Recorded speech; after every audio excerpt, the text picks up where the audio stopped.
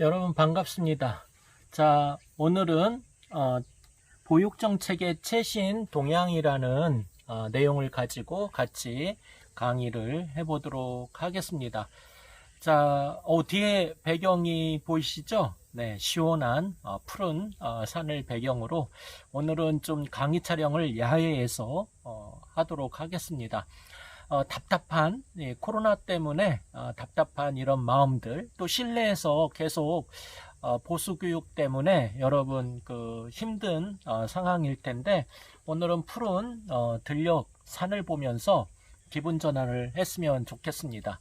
그래서 너무 또 뒤에만 집중하지 마시고 제 강의도 잘 들어주시길 바랍니다. 고민하고 같이 생각할 내용은 보육정책의 최신 동향입니다. 자, 우리가 이번 시간에 같이 공부해야 할 내용은 첫 번째로 사회와 가족 환경의 변화가 보육정책에 미치는 영향을 우리가 좀 이해할 필요가 있다 생각이 듭니다. 그리고 두 번째로 보육정책의 최신 동향을 좀 파악을 하고 그리고 이 이슈 또 최신 보육정책이 바뀌면서 나타난 이슈들을 좀 생각도 해보고, 그리고 그런 문제들을 우리가 어떻게 해결할 것인가 라는 부분이죠.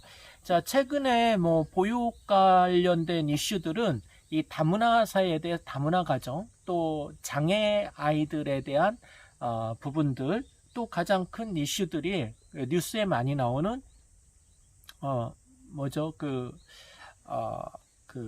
아동 학대 문제, 이런 내용들이 좀 이슈로 볼 수가 있습니다. 그래서 우리가 이런 거에 따라서 또 정책들이 변화가 되고, 이런 문제가 있으면 이 문제를 해결하고자 정책들이 제안이 되고 있습니다. 그래서 우리가 이런 부분에서 좀 같이 고민을 해야 될 부분이다 생각이 듭니다. 그리고 세 번째, 이제 보육 정책이 어린이집 운영에 미치는 영향들. 자, 여러분, 우리 선생님들이 계속 선생님으로만 남아서 보육교사 역할을 할 수도 있지만, 또 여러분이 가정을 하고 나면은 이제 원장님 자격이 주어집니다. 그래서 내가 원장 됐을 때 어린이집 운영에 대한 이런 부분에서 이 정책이란 건 상당히 중요한 의미가 있다라고 생각이 듭니다. 그래서 최신의 정책들을 잘 파악을 하고 잘 이해를 하는 것이 굉장히 중요하다라고 생각이 듭니다. 그래서 이 정책과 어린이집 운영에 대한 이런 부분에서 우리가 어떤 자세를 가져야 될 것인가 라는 부분을 같이 고민을 해보도록 하겠습니다. 마지막으로 보육정책이 올바른 방향으로 추진되기 위해서는 또 우리가 관심을 가지고 그 영향을 미쳐야 됩니다. 그러면 어떻게 돼요? 전문가로서, 여러분은 이미 보육 전문가입니다. 보육 교사로서 많은 역할들을 하고 있고, 또 누구보다도 그런 부분에서 보육 분야에서는 전문가로서 것들을 많이 알고 있으리라 생각이 듭니다. 그래서 내가 보육 전문가로서 보육 정책에 대한 부분을 얼마나 잘 제시를 할 것인가 라는 부분을 좀 이 정책을 통해서 같이 고민하는 시간을 가졌으면 좋겠습니다. 자, 우리가 수업 시간에 이런 학습 목표를 가지고 좀 구체적으로 좀 살펴보도록 하겠습니다. 일단 우리 사회가 아동 보육 정책, 영유 보육 정책이 많이 변하는데, 이런 변하는 건 또 사회 변화 때문에 같이 따라갈 수밖에 없는 내용들이다라고 볼 수가 있습니다. 자, 그래서 우리 사회는 이제 1970년대 들면서 급격한 변화들이 일어났죠. 바로 산업화라는, 유럽에서는 이미 18세기 중엽부터 산업화가 진행이 됐지만, 우리나라는 이제 근대를 넘쳐서 이제 6.25 전쟁 거쳐가지고 어려운 상황들을 거치면서 실제 산업화라고 볼 수 있는 거는 70년대 후반부터 이제 진행이 되었다. 그래서 유럽에서 거의 200년 동안 이루어졌던 그 산업화의 변화보다 우리나라는 이 30년이란 또 짧은 기간 안에 산업화가 이루어지면서 우리 사회도 급격한 변화들이 진행이 되었다라고 이렇게 볼 수가 있습니다. 자, 그래서 산업화가 되면서 또 이제 산업화에 따른 당연한 결과로서 도시화가 되죠. 농촌 시대, 농업이 중심이었던 시대는 대가족 제도였죠. 그래서 이 대가족 안에 할아버지 할머니뿐만 아니라 이제 아이들까지 3대 4대 같이 살면서 뭐라 그럴까요? 그 보육이라든가 양육이라든가 뭐 이런 것들이 그 가정 안에서 자연스럽게 진행이 되었다라고 볼 수가 있습니다. 근데 산업화가 되면서 이런 그 핵가족화가 급속도로 증전이 되고 또 현대에 이르러서는 또 우리나라가 동남아 국가의 다문화 가정들이 또 들어오면서 또 새로운 변화들을 맞이하고 있죠. 어쨌든 이런 그 산업화는 도시화를 만들어내고 도시화는 또 가족 문제, 핵가족 문제, 또 핵가족으로 인해서 생기는 가족 교육 문제 이런 것들이 또 교육 문제 또 그다음에 중요한 거는 이제 보육 문제죠. 보육, 양육 문제 이런 것들이 사회의 문제로 이제 심각하게 대두되었다라고 보시면 되겠습니다. 자, 그리고 또한 우리 사회에 또 중요한 거는 계속 그 도시화가 되면서 또 이 산업이 발전할수록 사실 더 잘 살고 해야 되는데 사실 그 혼자 벌기는 너무 힘들어서 먹고 살기가 힘들죠. 그래서 이 여성들이 또 가정을 박차고 밖에서 일을 할 수밖에 없는 이런 문제. 그래서 여성의 사회 참여가 급격히 증가했다. 여성의 사회 참여가 늘어나면서 당연히 뭐가 문제가 되는 거죠. 양육 문제. 잠깐 그 강의에 이렇게 꽃이 피었는데 호랑나비가 이렇게 날아왔습니다.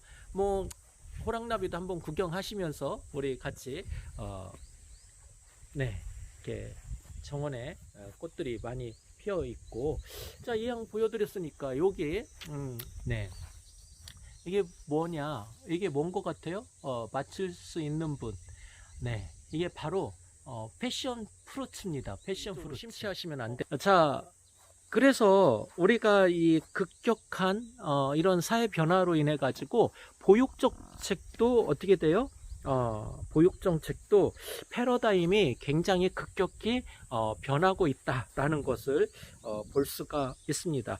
그리고 그만큼 이제 보육에 대한 문제가 다른 어떤 부분보다도 보육에 대한 문제가 심각하게 변화가 되었다라고 이렇게 볼 수가 있습니다. 자, 그래서 그 정책도 그거에 맞춰서 어쨌든 어떤 일들이 좋은 일들이 있으면 또 그거에 따른 반대급부적으로 문제가 또 발생할 수밖에 없습니다. 그래서 우리가 이 아동보육 정책도 양적으로 질적으로 많은 성장들을 가져왔습니다. 자, 그리고 매년 이 보육 정책들이 패러다임이 급격히 변화가 되는 것을 볼 수가 있습니다. 특히 처음에는 보육 정책이 주로 이 저소득층에 우리 그 영유아 보육법도 만들어질 때도 이렇게 보면 주로 어디에 포커스를 맞춰져 있느냐, 주로 타가수라겠죠.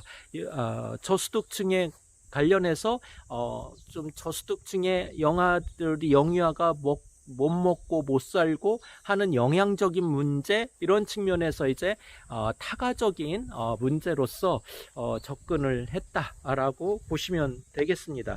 근데 이제 나중에는 이제 처음에는 이 타가적인 문제는 이제 선별적인 측면이다라고 본다고 하면 그 이후에는 이제 보편적인 측면에서 어떤 그 접근들 방향성이 일어났다라고 보시면 되겠습니다. 이에 대한 이런 그 보편적인 어린이집 그 지원에 따른 부분에서 어린이 수가 급격히 늘어나고 이 양적인 성장이 엄청나게 많이 늘어나는 것을 볼 수가 있습니다. 그리고 그런 면에서 그 아이들에 대한 양육 문제도 이제 선별적인 측면이 있을 때는 주로 이런 영유아 관련된 문제가 개인 가정의 문제들, 아이들 양육하는데 그 책임은 누구의 부모님이라는 거죠. 근데 점점 이제 산업화가 진전되면서 이런 문제들이 이제 국가적인 문제가 되었다는 거죠. 그래서 국가가 영유아를 책임질 수밖에 없는 상황은 가장 큰 문제가 뭐냐면 저출산 문제죠. 요즘은 이제 저출산이라는 이런 부분에서 저출산 용어는 좀 여성 비하적인 측면이 있다 해가지고 저출산이라는 용어 대신 저출산이라는 내용으로 얘기를 많이 하고 있습니다. 근데 어쨌든 공식적인 용어는 아직까지는 그죠, 저출산이라는 부분이죠. 그래서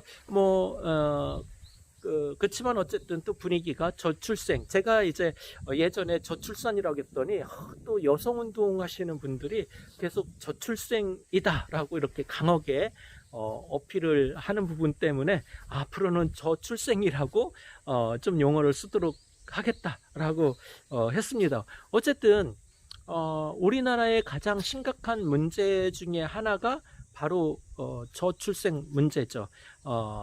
그래서 이 저출생과 더불어서 또 심각한 문제 하나가 고령사회. 이제 우리나라도 고령 그 인구가 굉장히 증가하고 앞으로 향후 10년이면은 초고령 사회가 되지 않을까. 초고령 사회면 전체 인구의 노인이 20%가 되는 걸 초고령 사회라고 하는데, 우리나라도 이제 고령 사회를 넘어서 초고령 사회로 이제 가고 있습니다. 근데 이 초고령 사회 문제의 해결의 답은 어디서 찾을 수 있을까요?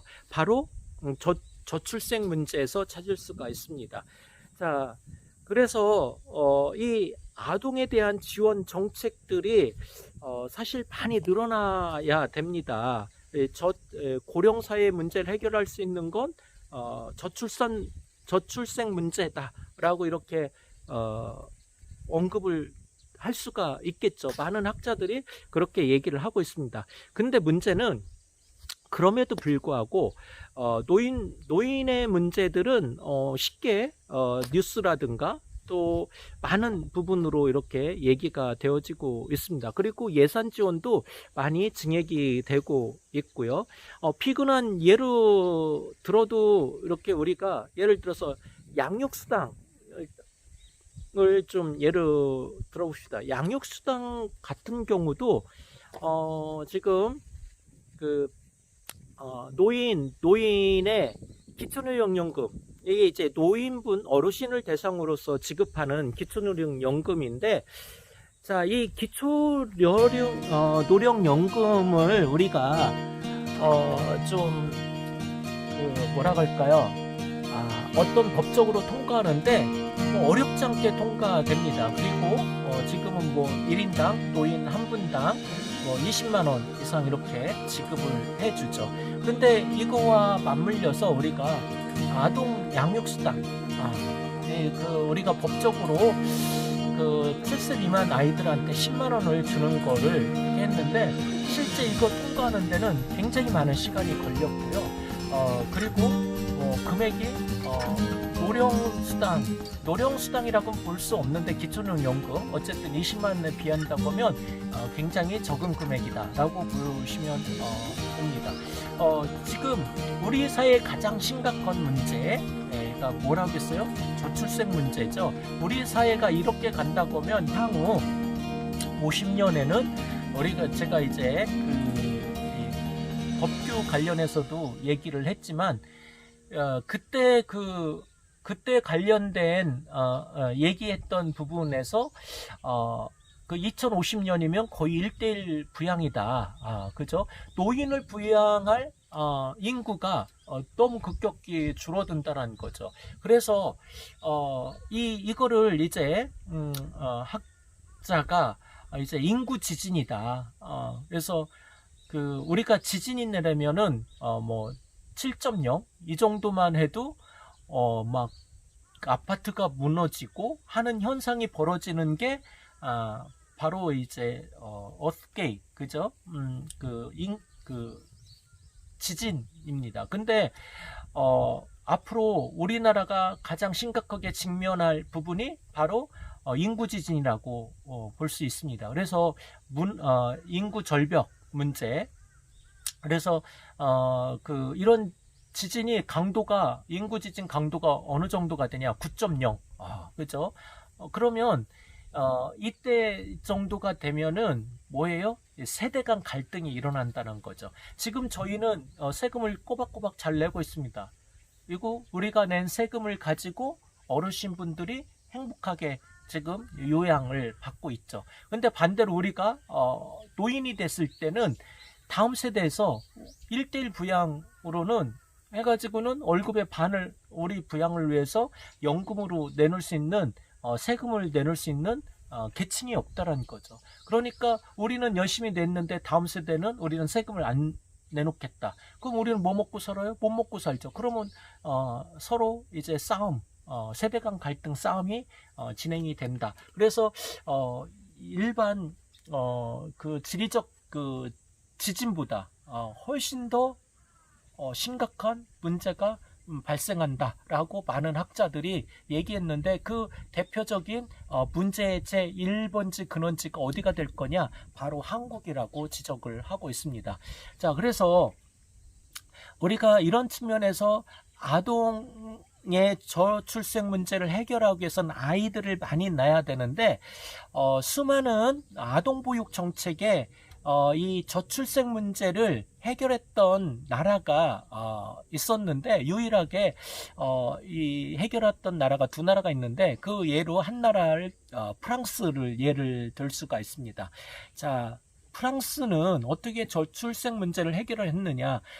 프랑스가 70년대 80년대 이때는 거의 아이들을 1.6명을 낳습니다. 그러니까 이때 당시에 그 유럽의 그 저출생 문제가 굉장히 심각했는데, 평균적으로 유럽의 평균 저출생이 1.8명 정도였습니다. 우리가 인구가 그 두 사람이 결혼해서 애를 낳으면 기본 2명을 낳아야 됩니다. 왜냐하면 두 사람이 결혼했기 때문에 인구가 유지되고 하려고 하면 두 사람이 또 필요하겠죠. 근데 한 사람씩 1.6명이면 한 사람 조금 더 낳는 거죠. 그죠?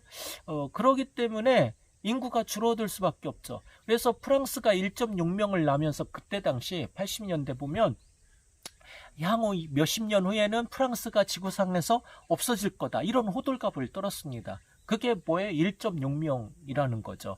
근데 우리나라의 지금 저출생, 한 달에 태어나는 그 인구 수를 보면은 30만 명 이제 미만이죠. 우리가 그래서 0.9명까지 떨어졌습니다. 1.6명 낳던 프랑스도 몇십 년 후면 인구가 줄어들 거다, 프랑스가 지구상에서 사라질 거다, 이렇게 얘기를 했었는데, 우리나라는 겨우 지금 1명대도 아니고 0명대 0.9명입니다. 그러면 이거는 진짜 심각한 정도가 아니라 우리나라의 존폐 여부가 달려있는 문제까지 있습니다.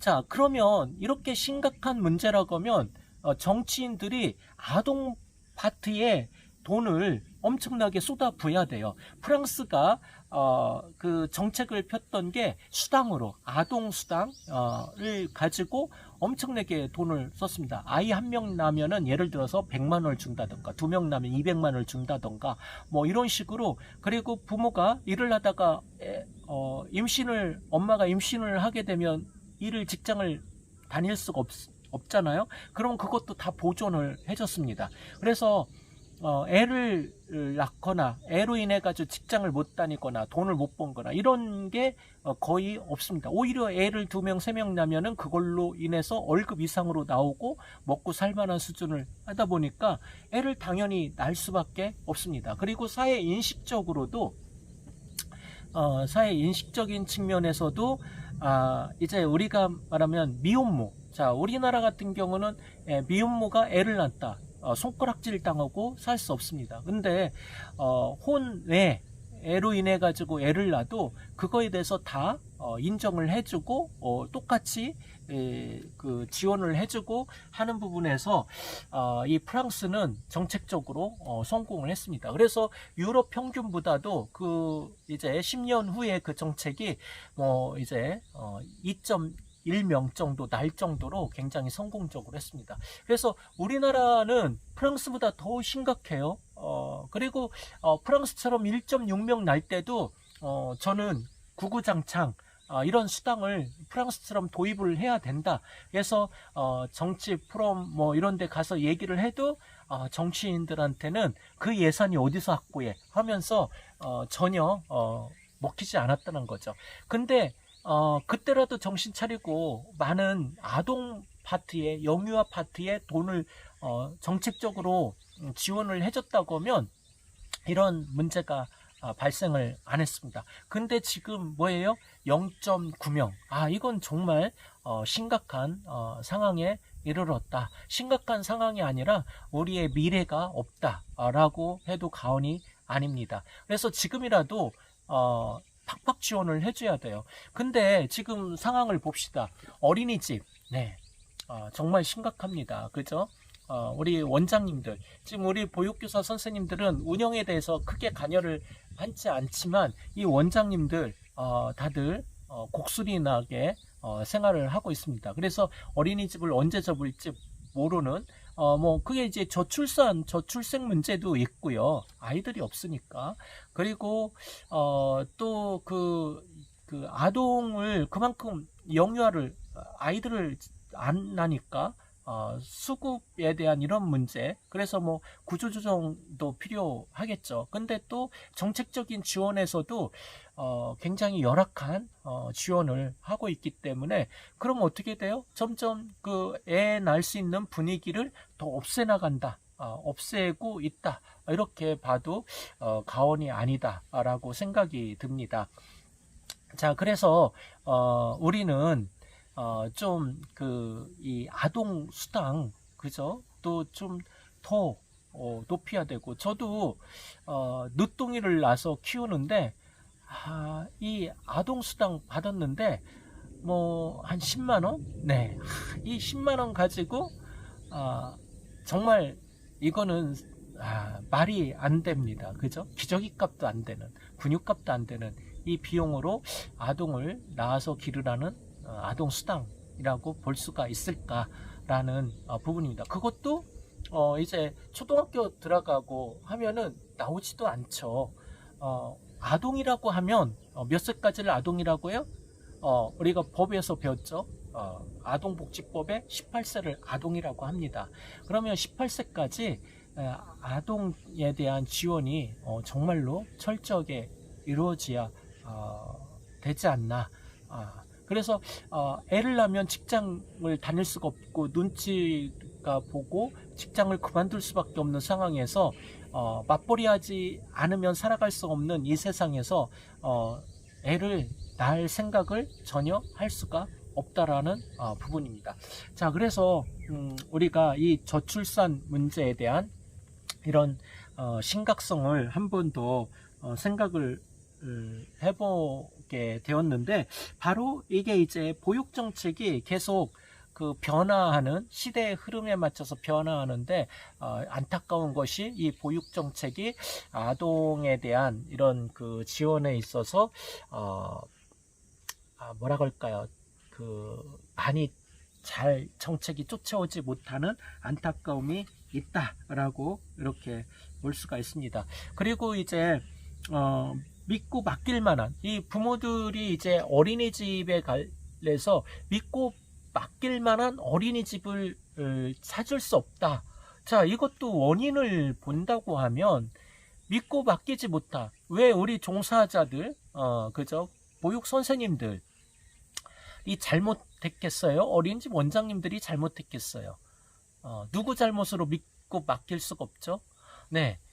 자, 믿고 맡기려고 하면 그만큼 정책적인 지원이 팍팍 된다고 하면 모든 환경적인 부분에서, 자, 비근한 예로 아동 정책을 볼 때 우리가, 자, 여러분 담당하는 아동수, 영아는 몇 명의 영아? 5대1. 그죠? 영아 5대1. 그리고 이제 연령에 따라서 3대1, 2대1, 뭐 영아가 5대1이 아니고 이제 만 5세가 이제 5대1, 뭐 그다음에 3대1, 그다음에 영아는 뭐 이렇게 그 되어지는데, 저희 애 한 명, 우리 애기였을 때, 우리 눈덩이가 애기였을 때 한 명 키우는데도 부모님 둘이 매달려 가지고 정신없어요. 할머니 할아버지까지 매달려 가지고 정신없이 돌봐야 됩니다. 자, 저희 와이프가 그 직장 생활을 않는데 집에서 있을 때 그 아이를 잘 돌보고 합니다. 근데 와이프가 갑자기 좀 어디 일이 있어서 떠나면은 그 아이를 누가 돌봐야 하냐? 제가 돌봐야 됩니다. 그럼 저는 직장에 나가야죠. 그럼 직장에 나가면, 자, 그러면은 어린이집에 뭐 7시, 8시에 어린이집에 아이를 데려다. 그러면 제 직장에서 이제 늦게 끝나면은 한 이제 어린이집에서 3시부터 4시부터 귀가를 쭉 할 거 아니에요? 그러면 그때 누가 돌봐야 돼요? 우리 이제 큰아들이 와가지고 그 애를 돌봅니다. 근데 또 큰아이들은 저녁에 또 이제 일이 있어서 나가야 됩니다. 그러면 또 주변에 있는 이모한테 부탁을 해가지고 또 막간 또 30분 봐달라고 합니다. 뭐 이런 식으로 해서 주 양육자 엄마가 그 업무를 업무를 다하지 못한다고 하면 온 가족이 엄청나게 신경을 써야 됩니다. 그로 인해서 여러 가지 문제들이 발생을 하죠. 그리고 그런 그 열악한, 예를 들어서 지금 뭐 시간 연장도 있고 뭐 20도 해서 뭐 이렇게 더 늦게까지 봐주고 하는데, 이게 참 그럼에도 불구하고 부족해요. 뭐 24시간 제가 예전에 보건복지부에서 24시간 보육에 대해서 그때 한참 문제가 있었습니다. 그래서 제가 전국을 돌아다니면서 보건복지부 프로젝트 사업으로 24시간 보육에 대해서 이제 연구하는 프로젝트를 받았었는데, 그때도 참 많이 24시간 보육을 하면서 어떤 문제를 제기를 했었냐. 24시간 보육을 하라고 하면서 저녁에 남아있는 보육교사 선생님을 한 분을 배정을 했습니다. 근데 이 아이가 서너 명 있는데 한 분을 하면서 이 선생님이 화장실을 간다던가, 그죠? 그러면 어떻게 돼요? 애들은 혼자 있는 거예요. 그러면서 그 문제가 발생하면 왜 보육 선생님이 그 아이들을 잘못 케어를 했느냐, 이런 식으로 이제 얘기를 한다는 거죠. 그래서 그런 문제들이 심각해가지고 이제 조사를 해보니까 보육 선생님도 화장실도 못 가고, 그죠? 이런 문제가 발생, 밥도 먹을 수 없는, 그래가지고 이제 그 보조교사를 좀 더 둬야 된다라고 이렇게 하면서 뭐 여러 가지 정책적 제안을 했던 부분이 기억이 납니다. 자, 근데 이처럼 아까 좀 떠나서 믿고 맡길 만한 어린이집, 이 믿고 맡길 만한 어린이집은 정책적으로 그런 지원을 팍팍 해주면 해결할 수 있는 부분이에요. 너무 열악한 상황에서 그 아이들 담당할 5명, 5대1이다. 한 명 보기도 힘든데 5대1, 3대1, 영유아를 3대1 뭐 이렇게 감당한다. 이건 있을 수가 없습니다. 자, 그래서 우리에 대한 제가 계속 주장하는 거는 정책상으로서 그 지원들이 너무 다른 계층에 비해서 노령층, 뭐 젊은 계층, 또 뭐 여러 가지 계층에 비해서 쏟아붓는 비용들이 상당히 열악하다. 그렇기 때문에 부모들도 믿고 맡길 만한 어린이집이 열악한데 어떻게 믿고 맡길 수가 있겠어요. 자, 이거는 오로지 정책의 실패에서 오는 문제들이다라고 볼 수가 있습니다. 자, 그래서 부모들이 이런 믿을 만한 이런 부분에서 어린이집을 신뢰하고 하려고 하면 정책적인 부분이 필요하다. 그리고 그래야 이제 저출생 이런 문제도 해결할 수 있다라고 이렇게 좀 주장을 하고 싶네요. 자, 그래서 이 보육 정책도 과거에는 타가라는 이런 문제에서 시작이 되었다고 하면 지금은 이제 타가 문제가 아니라 저출생 문제, 새로운 환경들 변화, 또 영유아의 감소, 저출생으로 인해서 영유아 감소, 그리고 핵가족으로 인한 더 많은 다양한 보육 정책들, 뭐 그죠? 뭐 아까 24시간 보육도 얘기를 했는데 또 시간 연장, 24시간 보육, 더 그다음에 이제 직장 보육도 더 확대돼야 되는 이런 부분들. 그리고 근로 형태가 다양해졌죠. 예전에는 근로가 이제 뭐 정시 9시에 출근해서 뭐 7시 퇴근 뭐 이런 식이었는데 이제 직종 변화도 많이 있어서 야간 근무하는 부분. 그래서 야간 근무하는 부모들이 있다고 하면 그거에 맞춰서 아동 그 어린이집도 그런 정책의 변화들이 많이 돼야 되지 않을까라는 생각이 듭니다. 물론 이제 그에 따라서 이런 사회 그 변화에 따라서 보육 정책도 많이 바뀌었다. 그래서 우리 교재에 보시면 거기 보육 정책도 처음에는 저소득층 자녀 위주로 해서 1921년으로 이렇게 해서 이때는 이제 타가 사업 위주로 진행이 되었다고 하면 지금은 이제 무상교육까지 이제 보편적 서비스로서 무상교육까지 확대되는 그리고 이제 맞춤형 복지 해가지고 맞춤형에 대한 이런 보육도 이제 시행이 돼서 하고 있습니다. 그리고 정책적으로 이제 제3차 중장기 보육 계획이 18년에서 22년까지 해서 진행이 되고 있습니다. 그래서 아까 그 목표 중에 우리가 전문가로서 역할 22년이면 이제 내년 그죠 내후년에 이제 이런 보육 정책들이 기본이 이제 완료가 되고 새로 이제 23년부터 새로운 보육 정책 기본 계획이 마련이 됩니다. 그러면 여러분이 보육 교사로서 우리 직종하고 관련된 내용이기 때문에 좀 더 적극적으로 어떻게 해야 돼요? 이제 이런 그 뭐라 그럴까 기본 계획이 수립이 될 때 더 적극적으로 의견들을 반영을 할 수 있도록 정책적인 압력 이런 것들이 필요하다라고 보시면 되겠습니다. 자, 그래서 이런 부분에 우리가 새로운 관심을 가지고 그냥 아이들 돌보는 거에 그냥 만족하지 말고 정책적인 이런 부분에 반영이 될 수 있도록 우리의 힘을 모아야 되지 않을까라는 생각이 듭니다. 자, 그래서 우리 그 교재를 보시면 정리를 해놨습니다. 그래서 영유아 보육법이 이제 91년에 제정이 되면서 좀 이제 그 예전에 이제 부처가 이제 뭐 여성가족부 뭐 이렇게 갔다가 이제 이제 뭐라 그럴까요? 보건복지부로 이렇게 새로 기속이 되었고, 그다음에 이제 평가 인증이라든가 이런 부분에서 또 그 많은 보육 정책들이 마련이 되어 있습니다.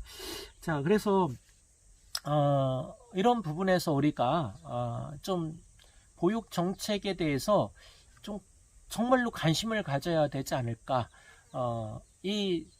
우리와 관련된 거는 법을 만들고요. 법이 만들어진 거에 따라서 시행이 됩니다.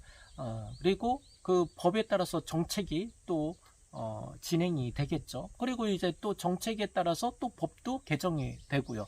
그렇기 때문에 우리 삶을 보육교사들의 삶의 질을 높이고 또 삶의 질이 보육교사들의 삶의 질이 높아져야 어떻게 되겠어요? 좀 더 아이들 우리가 돌보고 있는 아이들이 좀 더 행복해질 수가 있더라는 거죠. 그러니까 5대1 그죠? 이 아이들을 5대1로 돌본다. 5명.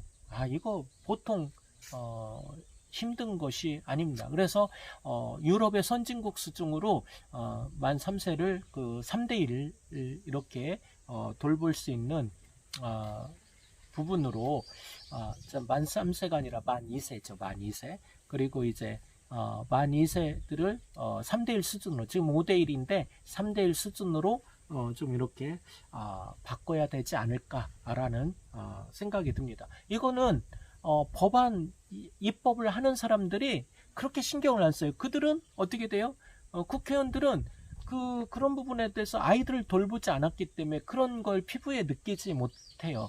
그래서 여러분이 요즘 학대 문제가 굉장히 심각해서 많은 얘기들이 되고 있습니다. 우리 아이들이 왜 이렇게 학대를 많이 당할까?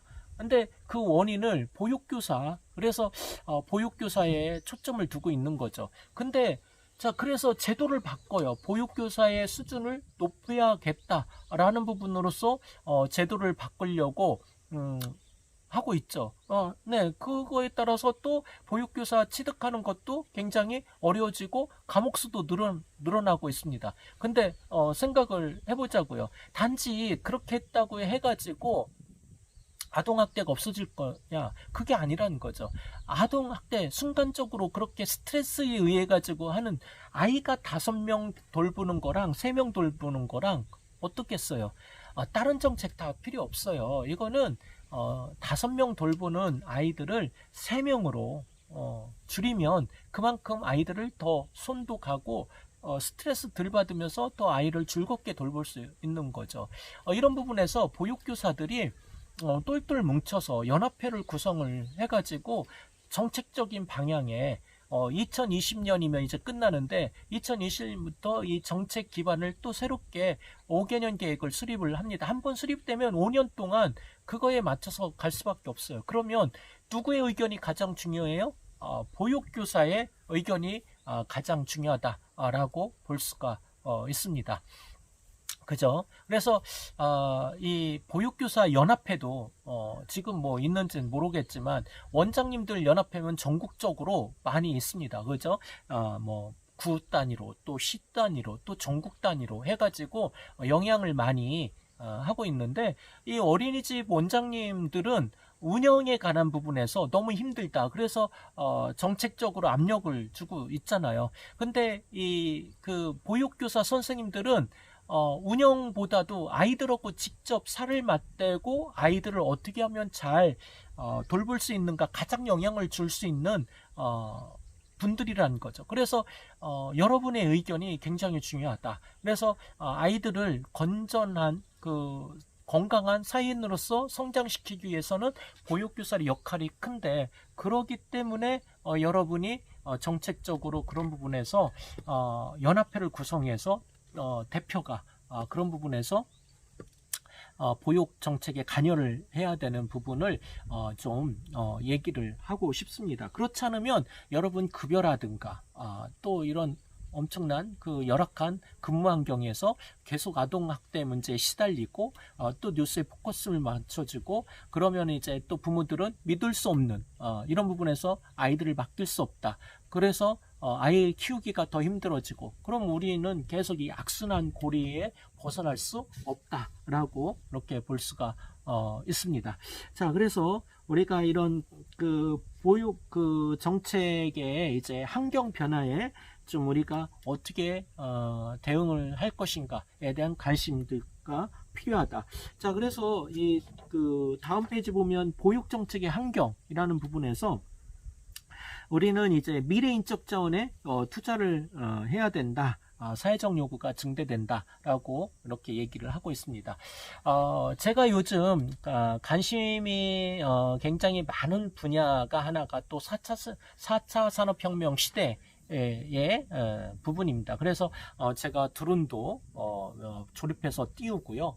요즘은 이제 3D 프린터, 또 빅데이터 이런 거를 열심히 배우고 있습니다. 근데 이제 많은 학자들이 4차 산업혁명 일어나면서 이 포럼에서, 다보스 포럼에서 2016년에 4차 산업혁명이 일어나면 우리 전반에 영향을 받긴다. 그래서 교육 환경을 굉장히 얘기 많이 하고 있습니다. 지금 우리가 배우고 있는 교육은 10년 후면은 다 쓸모없는 것이 된다라는 거죠. 다 쓸모없는 그래서 창의적인 인간 라는 부분으로서 창의성 있는 아이들을 양육하고 키우는 게 좋다라고 이렇게 얘기를 합니다. 근데 우리 보육 환경으로 과연 그런 그 미래를 그 이끌어갈 수 있는 사회 변화에 따른 미래 인적 자원들을 할 수가 있을까? 자, 여러분 이런 얘기 들어보셨죠? 자, 저만 보니까 너무 네. 자, 꽃들을 한번 얘기를 해봅시다. 20세기 개미와 배짱이 이순 이야기 아시죠? 20세기에 개미는 어떻게 해요? 굉장히 열심히 일을 합니다. 그죠? 굉장히 일을 많이 하게 됩니다. 그래서 겨울에 행복하게 잘 먹고 잘 삽니다. 근데 배짱이는 어떻게 돼요? 반면에 이 배짱이는 실컷 놀고 먹다 보니까 겨울에 어떻게 돼요? 굶어 죽을 수밖에 없는 이런 그 부분이 20세기의 개미와 배짱이 얘기입니다. 근데 21세기에 와서 개미와 배짱 얘기는 전혀 딴판으로 바뀌죠. 개미는 열심히 일을 하다 보면 허리가 너무 호리호리하잖아요. 그 허리가 다쳐가지고 어떻게 돼요? 병원에 입원해 있다라고 이렇게 볼 수가 있고요. 그래서 막 병원에서 고생하고 있습니다. 반면에 배짱이는 기타 치고 놀고 하는데 그거를 판을 냈어요. 그랬더니 100만 장이 팔려가지고 돈을 어마어마하게 부려서 떵떵거리고 살고 있더라. 이런 이솜 이야기가 있습니다. 들어는 보셨나요? 그죠. 자, 근데 우리 아이들이 이제는 예전에는 공부만 열심히 하면 개천에서 욕난다 이런 그 말들이 있는데 이제는 우리 사회가 구조화된 사회입니다. 이렇게 대물림을 한다는 거죠. 빈곤도 대물림하고 좀 슬픈 얘기죠. 이 교육 공부를 열심히 한다고 해가지고 뭐 신분이 변화되거나 이렇지 않다라는 거죠. 근데 우리에게 그럼에도 또 희망이 있는 것은 4차 산업혁명 시대, 혁명이라고 하잖아요. 혁명 시대가 되면은 신분 계층이 엄청나게 급격하게 변하는 것을 우리가 혁명이라고 합니다. 근데 산업혁명이니까 뭘로 돼요? 혁명이니까 4차 산업으로 혁명이 일어난다. 이렇게 볼 수가 있습니다. 자, 그래서 우리가 지금 4차 혁명이기 때문에 아이들 교육할 때 이런 혁명을 통해서 아이들이 미래의 직업을 갖고 하기 위해서는 창의적인 인간을 길러내길 수 있는 이런 교육 환경을 우리가 만드는 것이 중요하다라고 볼 수가 좀 안타깝게 시간이 좀 많이 흘러서 잠깐 휴식을 하고요. 좀 더 다음